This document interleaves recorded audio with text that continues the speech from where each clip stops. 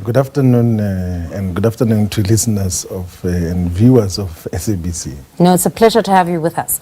Now, we saw that post that media briefing, as a Maibuya engagement team, you have gone on to indicate that you have been inundated with applications of people who want to volunteer.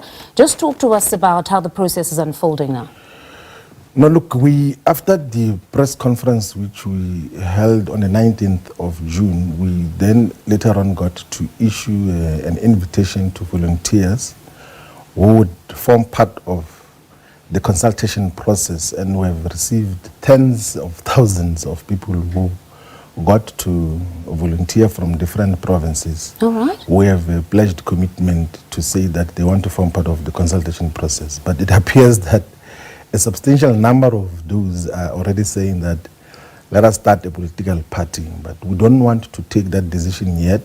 We're still going to get to meet with traditional leaders, with religious leaders from all corners of South Africa to get a clearer perspective as to just what should distinguish a political movement if we were to start such as an alternative to the existing political movements in South Africa. So we are in the process of listening and consolidating a process in terms of what we're going to do. This coming Friday, we're going to hold a press conference to announce the National Consultation Team, which is going to crisscross all the 54 districts of South Africa, all the 257 sub-districts, which are municipalities, and all the 9 provinces and all sectors to listen to the people as to just what should constitute a differentiating factor of this movement to the existing political movements in South Africa. And it's so far so good. Okay. It's a humbling experience. Like we didn't anticipate that we'll get the number of people who got to pledge solidarity, and both young and old, from different sectors of society. And what is also quite satisfying and humbling is that the people come from different political parties, like literally from all political parties, from the ANC, from the DA, from the EFF, and of course a substantial number from Umkhonto weSizwe. Like we have got very senior leaders, former leaders, that black have applied leaders, to be volunteers. Yeah, very former senior leaders who occupied very senior positions in government, who have pledged solidarity to this particular process and say that we should proceed in terms of what happens. And also we got a lot of invitations from traditional leadership councils, Amakosi, Zinkosi, Tihosi, Bokosukulu, and everyone else who said that please come and appraise us of the process so that we can have contribution as well as to what is to be done. And we're quite humbled by the commitments that we got to get from different sectors of society. And we are genuinely listening. And once we have listened, we will then take a decision as to how we move forward. You emphasize that this is a listening process, yes. That in as much as the volunteers have stated that they're ready, move and open or form a political party, you want to ensure that South Africans' voices are heard and form part of the forming of this political party. Now, I quickly went to your profile on social media. It says Pan-Africanist, socialist, and of course you're a Marxist scholar. Now, what happens if in that listening process you have ordinary citizens that say, we want a political party that will not be rooted in ideology, a party that will display a level of agility and be able to pivot when conditions dictate? For instance, if a party said, we right now see that our economy is not doing well, we want a leader or a political party that will absolutely put the interests of South Africans first, everybody second. Pan-Africanism is most certainly a pursuit that is noble, but not now. The pie is just not big enough. What happens to your own political socialization? We know where you come from.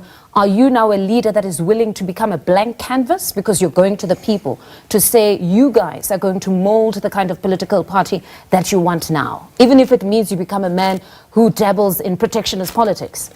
Now, look, we will be guided by what the people are going to say much more clearly.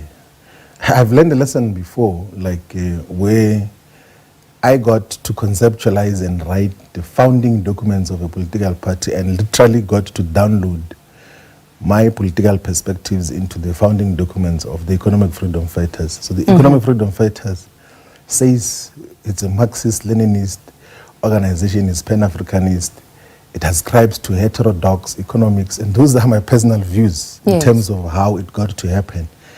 And admittedly, it did not get to become a mass movement to attract millions of South Africans to give it government responsibility. I got to appreciate much more practically that we need to broaden a movement and mobilize the entire sector of society, the entire different constituencies, and be much more open for contribution. That we did not develop some closed-off cultures and sect-like kind of politics.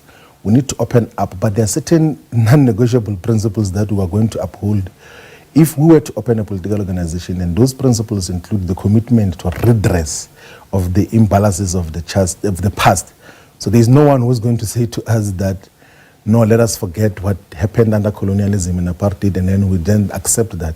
And then the other principle that we're going to firmly defend is the principle of transparency and accountability, that we must have an organization that is much more transparent and accountable to society, but also we are not going to ascribe to an organization that is defined by narrow presidentialism, where those who are leading that organizations are the be-all and end-all of whatever happens in that particular organization. Because I've observed in other organizations that such is a perennial and very limiting feature which will not make any movement to grow to appeal to all South Africans. Now that you've touched on that, many could say you're probably speaking of the economic freedom fighters leader, or perhaps former President Jacob Zuma in this instance, because many have spoken when it comes to MK Party, that what you spoke of when you spoke of MK Party last week, speaking of intelligence reports and speaking of scoundrels that are within close proximity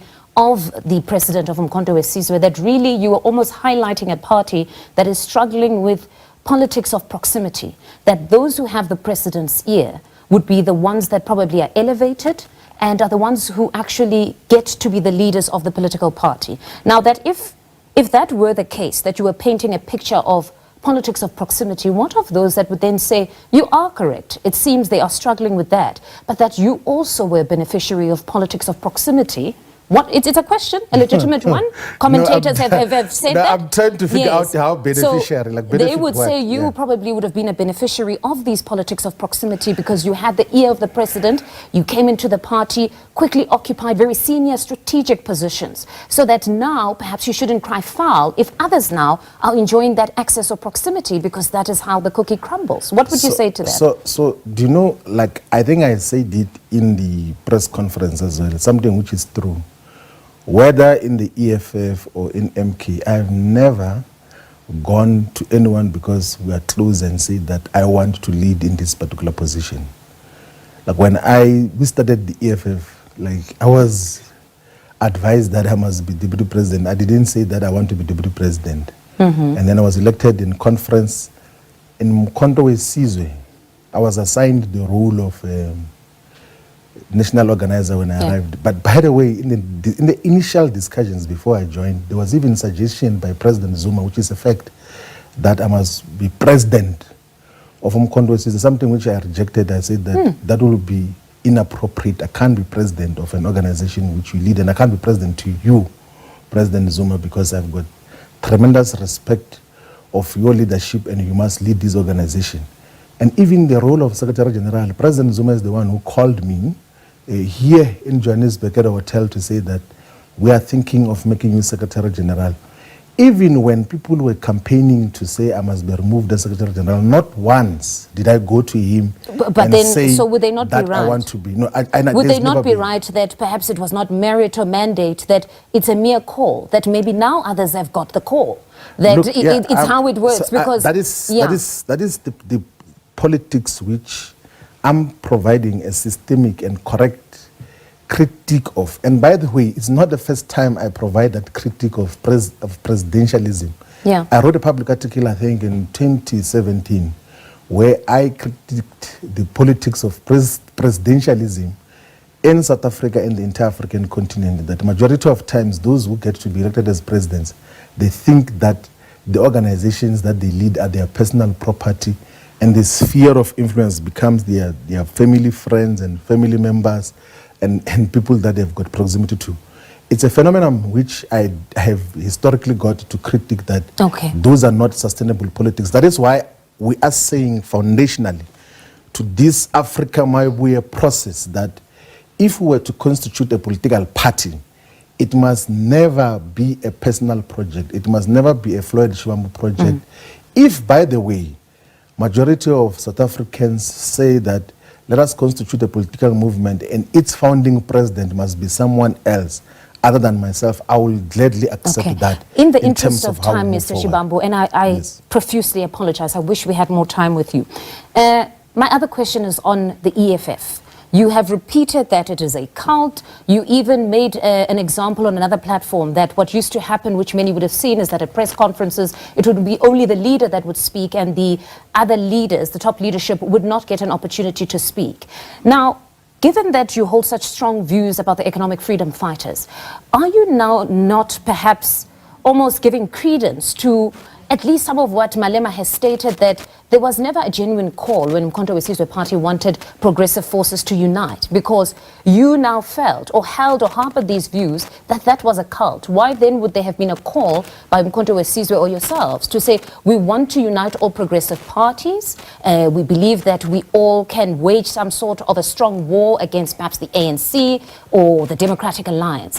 So right now, are you not proving them right, that you held these ill feelings towards them? Why would you have wanted to unite with a cult to say progressive forces must come together? No, look, I still uphold deeply a conviction that all progressive forces and black political parties should unite to pursue a common agenda, because including a cult? The aspirations. Look, cult is an individual at the top there, but the membership of MK, the membership of ANC, the membership of EFF, the membership of ATN hold the same aspirations. What then becomes a difficulty is the individual leaders. So you would have isolated him, meaning he would have said he was right. When we talk about unification of progressive forces, we're talking about organizational unification of aspirations as to how do we commonly pursue the same agenda, because we represent the same constituencies. If Africa Mabuya becomes a political party, it will fervently and relentlessly pursue the unification of all progressive forces if there's no decisive majority given to Africa Mabuya as a political party. That is the agenda which will dearly and consistently protect and uphold and promote amongst all the progressive forces, because that is what we should. We should not be in a position as black progressive forces to want to seek refuge with the settlers and the descendants of white colonial settlers, because they carry a different agenda domestically and globally. So there is a scope of unification of all the progressive forces, inclusive of the ANC, because we represent the same aspirations. If we were to go to members of all these political parties and check what their interests are, it's similar interests, and political leaders must be matured enough to then unify the objectives and agenda in terms of how they move forward. The leaders would feel hard done by that you are actually courting the membership and not them, because even with the ANC you stated that it would be foolish. They have no direction, so it means you exclude and cannibalize these political parties. They all must come under that banner.